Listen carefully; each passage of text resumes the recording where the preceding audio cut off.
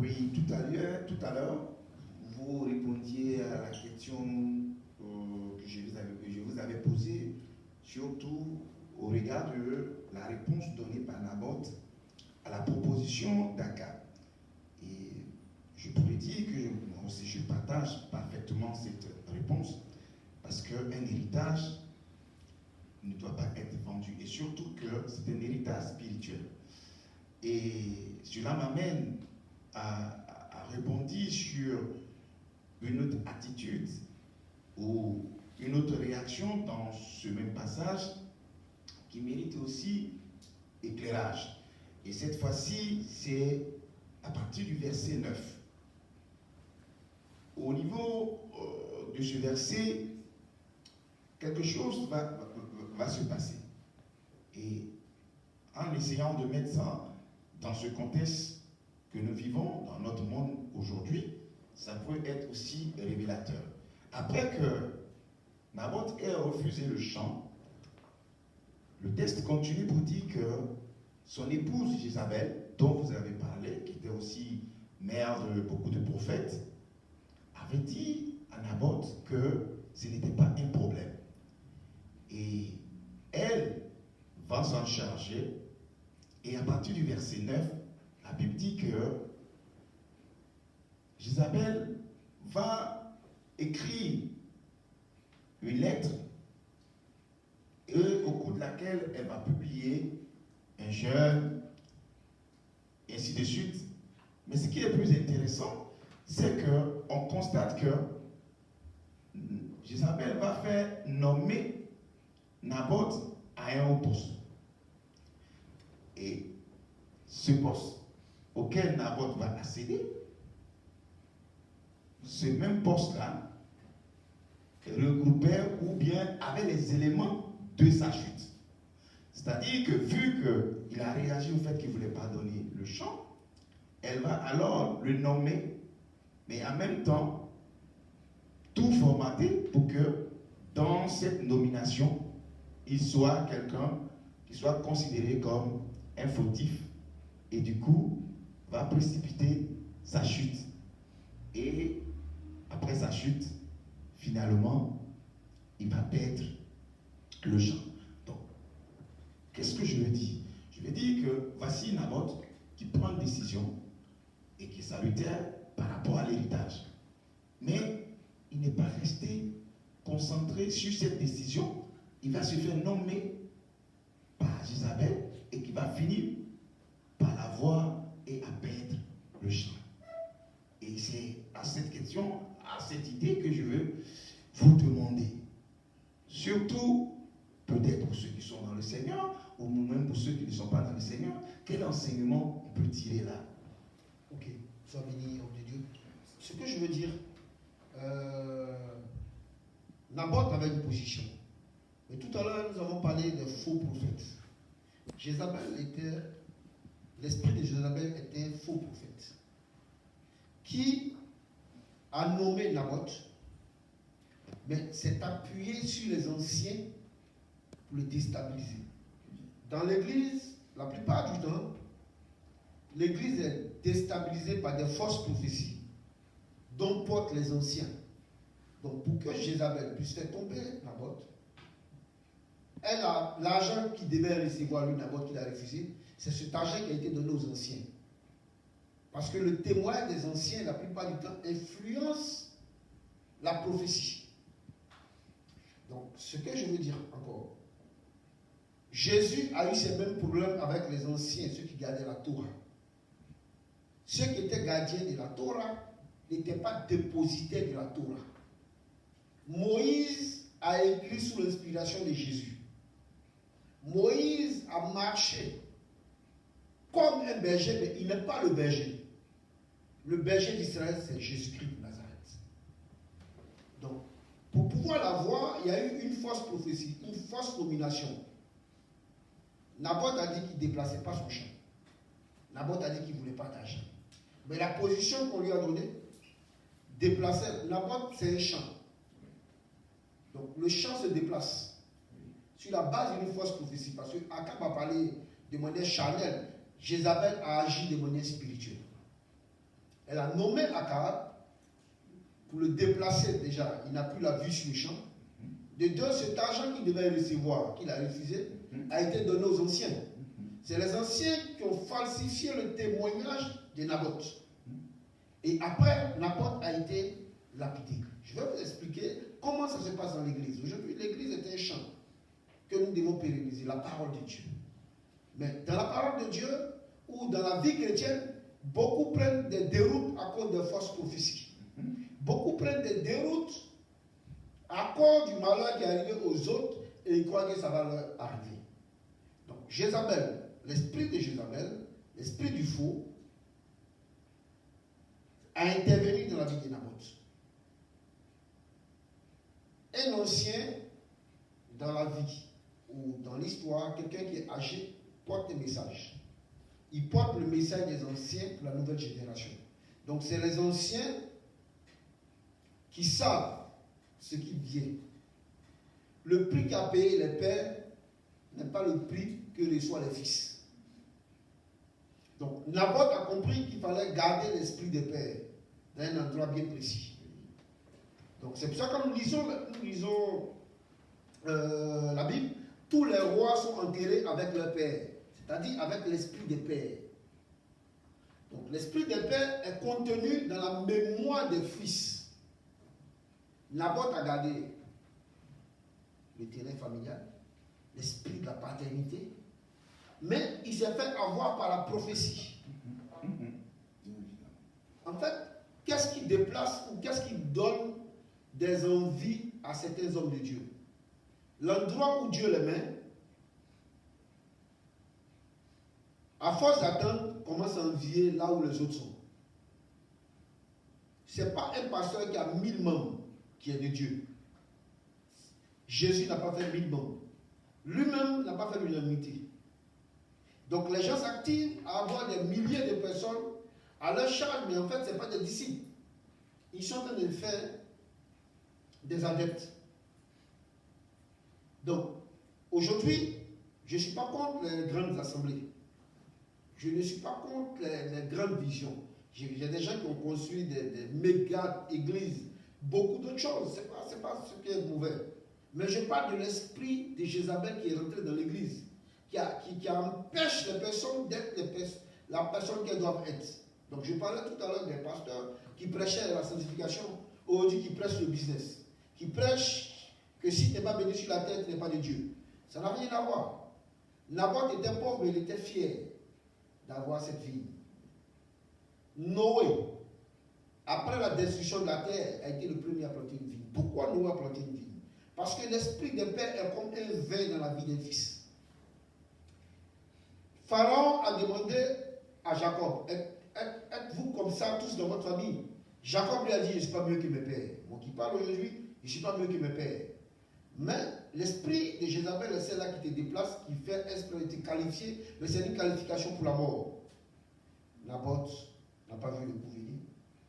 Il s'est déplacé. Sa nomination n'a fait que le précipiter. Donc, méfions-nous des nominations prophétiques. Car Dieu te donne à manger tous les jours et il subvient à tes besoins. Voilà. Je crois que cette réponse est claire et surtout encourageante parce que le plus souvent, nous pensons que ce qui se passe au niveau de la Bible n'a rien à voir avec ce qui se passe dans le monde extérieur. Et c'est la raison pour laquelle il y a certains qui parlent, qui disent non, mais moi, votre affaire de Bible, je n'y suis pas. Parce que, voilà, je ne connais pas la Bible. Mais quand ils veulent, en guillemets, parler de la politique, ils cherchent un verset. Pourtant, ils disent que c'est des choses qui ne vont pas ensemble. Or là, nous comprenons clairement que, attention à toutes sortes de nominations, surtout quand on est avec un ennemi ou un opposant. Il peut utiliser cette nomination pour nous faire tomber. Quand bien même qu'on avait au départ des bonnes raisons de pouvoir s'en sortir. Donc, Naboth a fini, finalement, à céder. Donc on dira que, à qui la faute? la faute, ce n'est pas au diable, comme on a coutume. Mais est-ce qu'on ne peut pas avoir là notre responsabilité vis-à-vis de tout ce que Dieu nous donne ou ce que nous faisons dans la vie? La responsabilité d'un fils de Dieu se trouve dans sa constance. Vous voyez, David, quand il a aimé Bathsheba, il a envoyé son mari à la guerre, mais il lui a donné un courrier qui le positionnait en première ligne, c'est-à-dire les premières flèches, il devait les avoir. Donc, lui-même a porté sa mort au front, et lui-même il allait au front. David est prophète. Il est roi. Donc, la responsabilité d'un fils de Dieu, c'est d'écouter et de croire à la première parole qu'il a reçue. Elle ne change pas. Les temps, les époques changent, mais la première parole que tu as reçue du Seigneur ne change pas. Il ne change pas. Rien ne peut le faire varier. Il est lui-même, hier, aujourd'hui et tous les jours. Donc la responsabilité d'un chrétien, c'est de garder sa foi. C'est de croire à celui qui est mort et ressuscité. Parce qu'il revient bientôt. Et la Bible dit, sans la sanctification, nul ne peut voir Dieu. Donc il y a des éléments de la foi qui te rassurent et qui te permettent de discerner. Parce que nous sommes dans un temps où le Saint-Esprit insiste sur le discernement des esprits, d'abord, et le discernement des personnes que nous côtoyons. Soit c'est des gens qui t'envoient à la mort, soit c'est des gens qui te portent à la vie. Naboth avait la responsabilité de garder le champ. Sa responsabilité n'était pas d'être élevé sur le règne de Jézabel. Pendant qu'il savait que Jézabel était une fausse prophétesse, parce qu'Élie avait démontré qu'elle mentait. Akab était un roi falsifié, puisqu'il était sous la domination séduisante de sa femme Jézabel. Naboth devait prendre ces éléments comme des signes. Oui. S'il a pu dire non à son roi, pourquoi il dit oui à sa femme? Donc ça veut dire que quand Naboth même a dit non, il a dû regretter l'argent, la position et le déplacement. Beaucoup d'hommes de Dieu aujourd'hui disaient non avant. Aujourd'hui, tout le monde dit oui. Parce que les temps ont changé. Nous sommes entrés dans le temps des hommes méchants. Et nous sommes dans la saison des hommes méchants. Et ils n'ont pas aucun scrupule pour faire du mal. Aujourd'hui, ce qui est faux est devenu vrai. C'est pour ça qu'il y a la toile. Il y a les réseaux sociaux pour qu'on traite le vrai du faux. Et que le faux soit vrai. Naboth s'est fait avoir par la nomination de Jézabel. En principe, elle devait le nommer comme prophète. Elle l'a nommé dans la dispensation. Pendant que c'était le roi qui devait le nommer. Le frère Naboth a perdu l'esprit des pères. C'est pour ça qu'il est dans la région sous la terre. C'est ce que je peux dire. En tout cas, qu'est-ce qu'on peut répondre à la lumière de cette démonstration, je dirais cette révélation? Parce que, comme dit la Bible elle-même, elle est écrite en dessous et au-dessus. Et la lettre, elle tue réellement.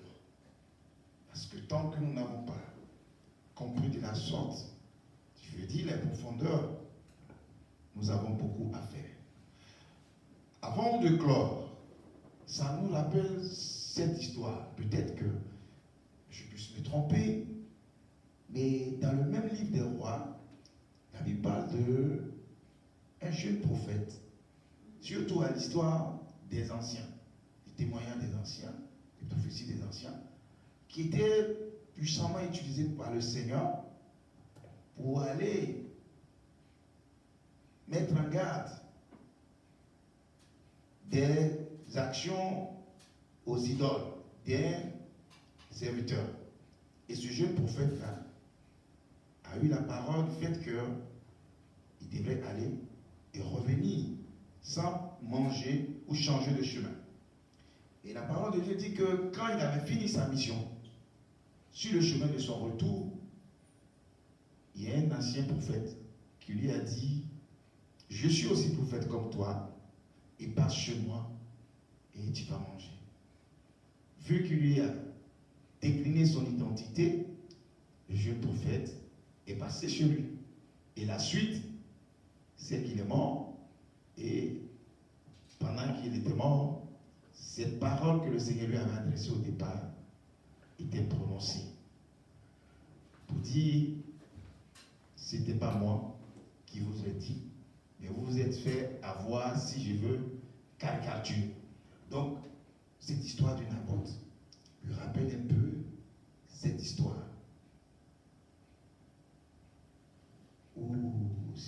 C'est toujours la même chose, Jézabel encore. C'est encore Jézabel. C'était le temps où ils allaient adorer encore les statues de Jézabel. C'était le temps où ils allaient adorer les choses de Jézabel. Mais en fait, la lecture que je peux donner à ce passage, il y avait eu une prophétie que tous ceux qui avaient adoré Baal et Astarté allaient être brûlés. Même s'ils étaient morts, ils allaient être déterrés pour être brûlés. Donc le vieux prophète avait la prophétie. Mais le jeune prophète avait la puissance de la prophétie. Mais il ne connaissait pas cette prophétie. Donc, le but du vieux prophète, c'est qu'ils soient enterrés dans le tombeau du jeune prophète. C'est pour cela que quand ses fils lui ont raconté ce que le jeune prophète a fait, il avait la prophétie, mais il n'avait pas la puissance. Parce que Paul pouvait dire la parole de Dieu ne consiste pas en parole, mais en une démonstration de puissance. Donc une prophétie est accompagnée d'une puissance. Lui, il avait la parole, le jeune prophète avait la puissance. Donc, quand ses fils lui ont expliqué qu'un jeune prophète est venu, voilà ce qui s'est passé. Il a compris que c'était l'accompagnement de la parole qu'il avait. C'est pour cela qu'il a scellé son âme, qui est l'animal des prophètes, l'âne. Et il apportait ses ornements pour aller croiser le jeune prophète. Donc, il savait que si le jeune prophète désobéissait à Dieu, il allait mourir. Parce que c'est ce que la puissance qui meurt vite, c'est pas ceux qui meurent du coup à la fois. Voilà. Donc, lorsque le jeune prophète mange et il meurt, quand vous partez dans la suite des temps, vous voyez que là où on l'enterrait, c'est dans cette même tombe qu'on enterrait le vieux prophète. Donc, quand la prophétie a atteint son terme, ils ont déterré tous les prophètes de Baal et tous ceux qui adoraient Baal, ils ont brûlé les os. Sauf les os du vieux prophète et du jeune. Donc, celui qui a vu le fils a vu le père. Les deux sont dans la même tombe. Donc, le vieux prophète n'a pas été profané parce qu'il a été enterré dans la tombe du puissant jeune prophète. Donc, ce qui veut dire que les choses que Dieu dit ne s'identifient pas à la vieillesse et la foi des gens. Dieu est un Dieu de tout le temps. Il ne parle pas seulement aux vieux. Il dit dans Joël 2, 28, en ce temps-là, je répandrai mon esprit sur les jeunes. Les vieux seront là, mais ils auront des songes. Ils dorment, ils sont vieux. Mais je répandrai mon esprit. Les jeunes filles et les jeunes gens prophétiseront. Quelqu'un qui est prophète, il a une puissance. Parce que la parole de Dieu, elle est donnée avec la puissance. Elle n'est pas donnée avec l'intelligence. Elle n'est pas donnée avec autre chose, sinon seulement avec la puissance. Et c'est Dieu qui relie sa parole à la puissance. Donc, ce que Dieu dit, c'est sa puissance qui le fait. Le vieux prophète avait la parole. Il savait, parce que dans la parole, on dit un jeune prophète va venir. Oui. Un jeune prophète va venir. Dans la parole. Après lui, il aura la restauration d'Israël. On n'a pas dit que c'est le jeune prophète. Ce n'est pas le jeune prophète qui va rétablir. Mais quand le jeune prophète va venir, après lui, un roi viendra rétablir Israël. Donc tous ceux qui ont marché avec Baal, qui sont morts, seront déterrés pour être brûlés. Donc, quelle humiliation d'inhumer beaucoup de corps pour les mettre ensemble, pour les brûler. C'est un génocide. C'est-à-dire, ils sont déjà morts. Mais ils sont profanés. Pour que leurs os partent à l'enfer, à ce qu'ils étaient. Mais le jeune prophète, le vieux prophète était un serviteur de Dieu qui était, comment je peux dire, qui avait perdu l'onction prophétique. Vous savez, tu peux être prophète et ne pas avoir l'onction de prophète. C'est pour ça qu'on pointe un prophète. Mais avant qu'on le pointe, il était prophète. Avant qu'on le pointe, il était déjà prophète, mais il n'était pas point. Donc le vieux prophète, subissait la domination. Le vieux prophète avait perdu la puissance. Le vieux prophète ne pouvait pas se tenir dans l'assemblée du roi pour parler. Le vieux prophète avait fait allégeance à Jézabel. Il avait fait allégeance à tout ce qui était infâme devant Dieu. Mais il avait gardé la parole. Qu'un jour, un jeune prophète viendrait. Et ce jour-là, il attendait à la maison. Il n'était pas parti à la cérémonie. Il attendait à la maison. C'est une humiliation pour un homme de Dieu de savoir qu'il ne peut pas prier pour un malade et puis qu'il soit guéri. C'est une humiliation pour un homme de Dieu qui vit la détresse parce qu'il n'a pas à manger, parce qu'il n'a pas les moyens pour vivre. C'est une détresse. Et cet homme-là, ce vieillard, est resté à la maison. Il n'avait rien, mais il avait son âme. Il n'avait rien, mais il avait ses enfants qui étaient partis pour lui donner l'information. L'information que ses enfants lui ont donnée, il a mis sur pied. Il était couché. Couché, rempli de soucis. Couché pour demander, Seigneur, à quand la délivrance. Couché pour demander quand est-ce qu'il le visitera. Mais il avait la parole qu'un jeune prophète arrivera à Bethel. Ce jour-là, quelque chose va se passer. C'est pour ne pas que ses os soient brûlés qu'il s'est fait enterrer dans la tombe du jeune prophète. C'est pour cela que la plupart des gens qui veulent considérer un homme de Dieu, ils veulent savoir quand il s'est baptisé ou qui est son père spirituel. L'Esprit de Dieu n'a ni âge ni sexe. Personne ne sait d'où cet esprit vient, personne ne sait où il va. Ce que je peux dire, la sagesse a prévalu sur la puissance.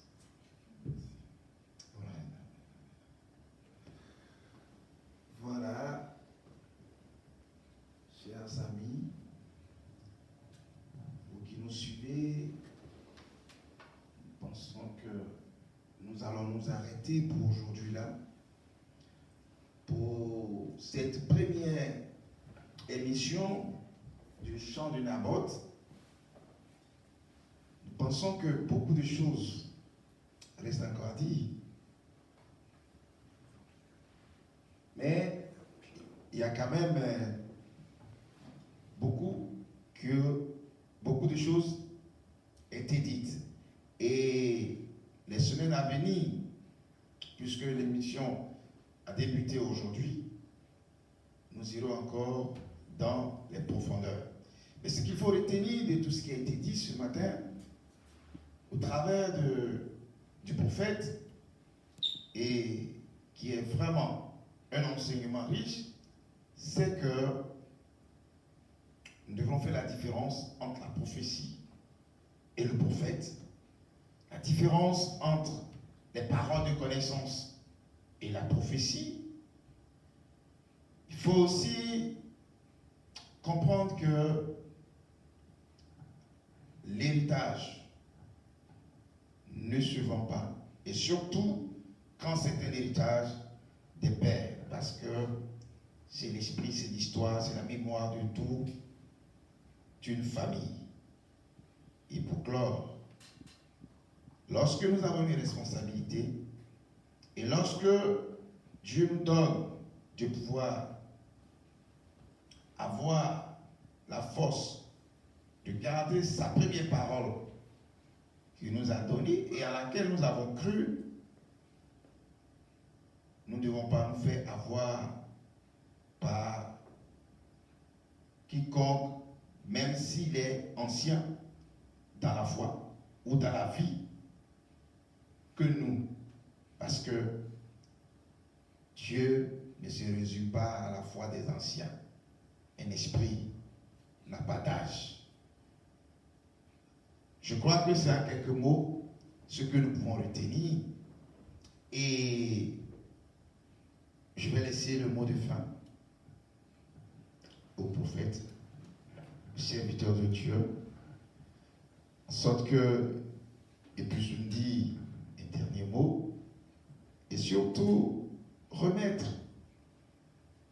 la suite. C'est vrai, on n'a pas eu l'occasion de présenter à Dieu avant de commencer, mais il est Alpha et Omega.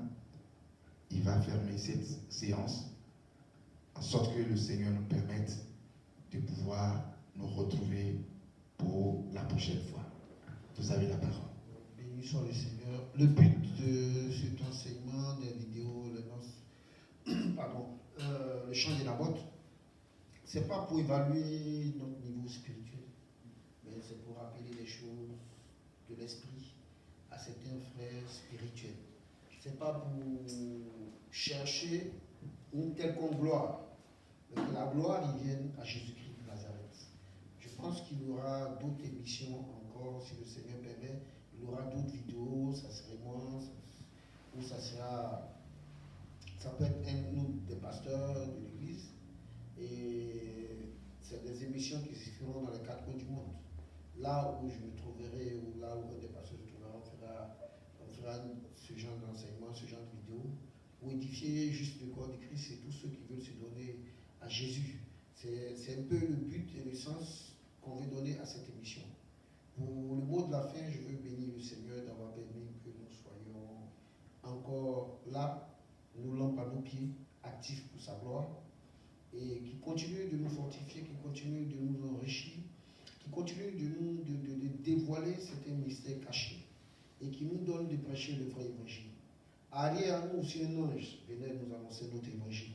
Et je crois que Dieu va nous faire grâce au travers toutes ces émissions que nous allons faire pour le corps du Christ, pour tous ceux qui veulent vraiment comprendre et avoir la promesse de Dieu.